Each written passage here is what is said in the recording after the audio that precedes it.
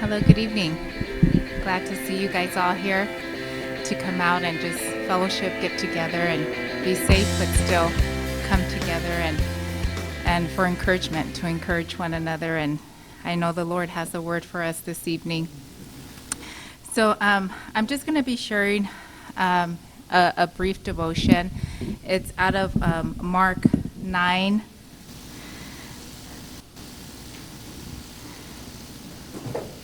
Verse 21. And as you're getting there, I'm just going to give you an update with the juvenile halls. Right now, that too is shut down for all volunteers.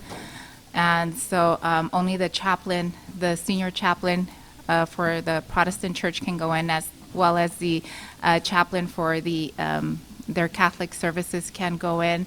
So that puts a lot on the chaplains as far as going to each cottage. You know, their heart is there, but they too have their families, you know. So where other times it's distributed to all the volunteers where we go in and having to do Sunday service too. So he just asks for your prayers, you know, and even more so that these kids also need to hear the word of the Lord, and that it's not that we don't want to go in. It's, you know, if it was up to us, our hearts would be there, but we're thinking of them also. So that you guys can just keep the kids in prayer, and the chaplains also who are going in. We don't have a date when we're going to go back. It's just postponed for now until further notice. So just keep them in prayer. Dorothy Kirby and Central and all the other juvenile halls and juvenile camps.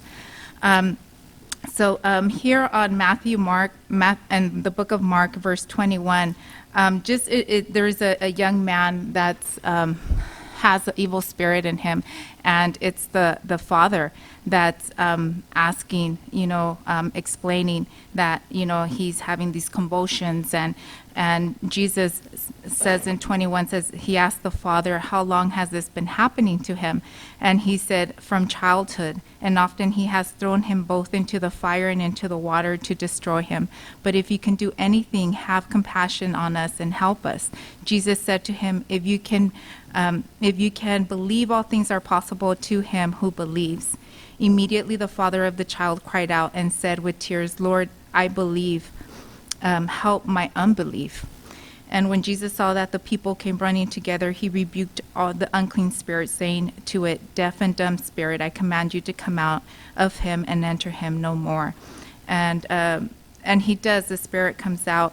And part of this, in sharing this with us, it's, I read this, and it's that unbelief that sometimes we have, you know, and it's the unbelief, and not necessarily that, you know, we're not trusting the Lord, but it's showing that when we're weak, he's strong, you know.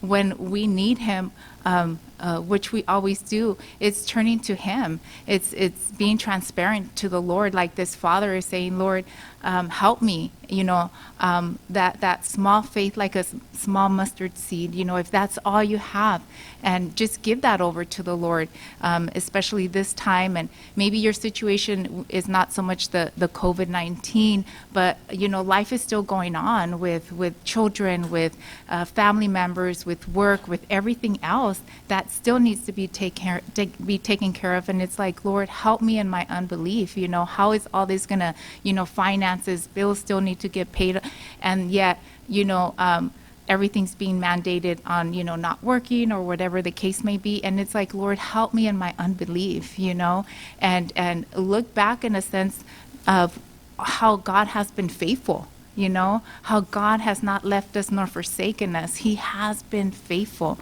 I have a praise report. I go into a women's jail in Santa Fe Springs, and I go in once a month, CCTRP, and I wasn't told that we couldn't go in this Sunday, right?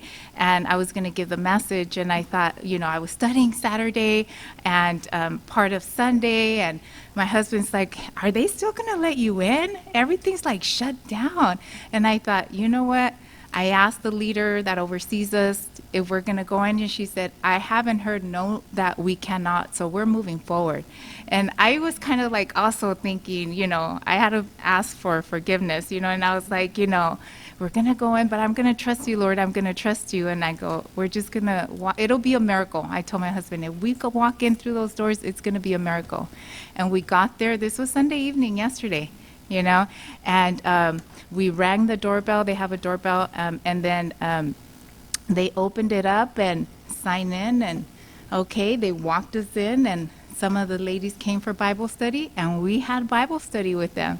And I was like, Lord, help. I just thought, help me in my unbelief, And I shared that with them, the unbelief that we have. It's not that, we're not believers or we don't have the Lord or the enemy wants to condemn us. It's saying, Lord, we're weak, but I know that when we're weak, you're strong, and giving him over the little that, a little belief that you may have or the little faith like that mustard seed.